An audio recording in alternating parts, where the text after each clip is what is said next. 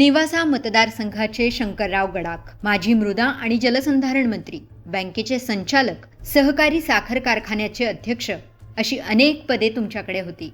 पण या पदांसोबत वाद, आरोप आणि घोटाळेही तुमच्या नावावर आहेत.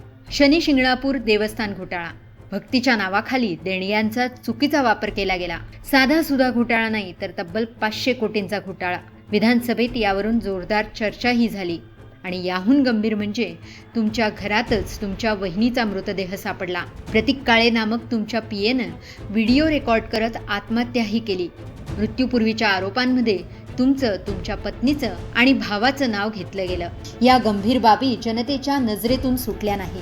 सततचे वादग्रस्त प्रकार, घोटाळ्यांचे आरोप यामुळे तुमची प्रतिमा पूर्णपणे ढासळली. आणि मग 2024च्या निवडणुकीत जनतेनं निकाल दिला. महायुतीचे विठ्ठलराव लंघे विजयी झाले आणि शंकरराव गडाख हे पराभूत झाले. निवडणूक लागली, निकाल लागला, पराजय झाला आणि त्यानंतर तुम्ही जणू गायबच झालात.